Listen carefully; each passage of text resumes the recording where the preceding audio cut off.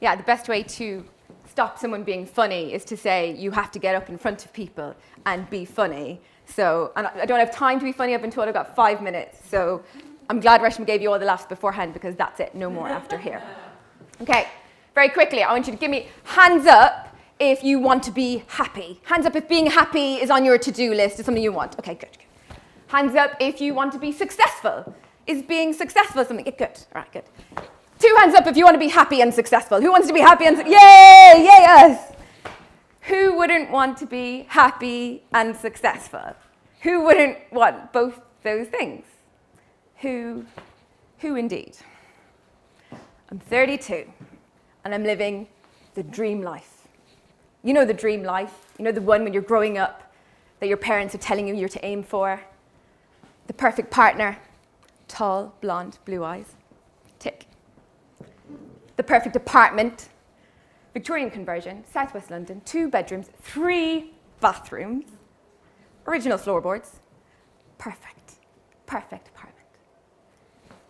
And finally, from this perfect apartment, from the outdoor terrace that we're paying an extortionate rent for, this is London after all, I can see my office from here.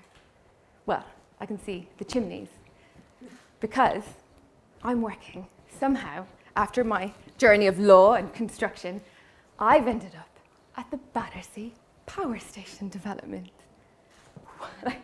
What? Ooh, yes, come on. Ooh. You know, it's the kind of job that you can say with an inflection. I work at the Battersea Power Station. You know, okay, my family back in Ireland think I work in an actual power station, so that takes a little bit of explaining. But most people around the world, including my Malaysian family, yes, Battersea Power Station, £9 billion development, yes.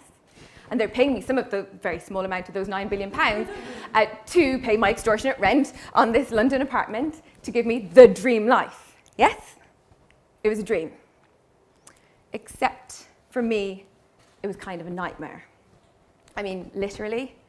Like I was waking up in the middle of the night, like, you know, that kind of cold sweat, like stressed and anxious, terrified that I was going to make a mistake that day, like not book that meeting room, that I'd show up sitting there without an agenda, something life-changing like that. But that's how terrified I was, that something so small was tripping me up.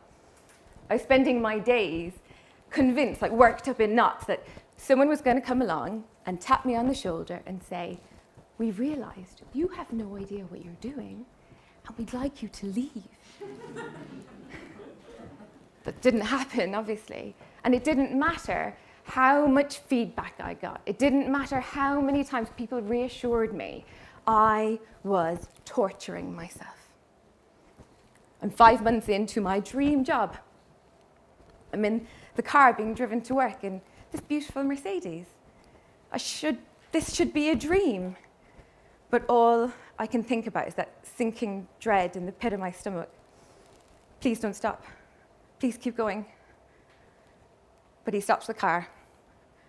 And I look down at my hand. Open the door. Just open the door. What's wrong with you? I pull myself together, get out of the car, paint a smile on my face, and convince myself today will be different. And yet it isn't. It's just like all the days before. So I throw everything I can at the situation. You know, give myself permission to arrive half an hour later so I can do yoga and meditation in the morning. I start walking to work, you know, one conscious step after the other, because at the very least when I get there I can stop walking. It's not enough. My little sister comes to visit for the weekend. Determined to show her a good time, I take her all over the sights of London. But on that Monday morning, when she's about to leave, she looks over at me. "Are you okay?" I'm thinking, of course I'm okay. Why wouldn't I be okay? I mean, it'll be a lot better once I get to the office. That's normal, though. "I'm worried about you. You don't seem happy." Oh.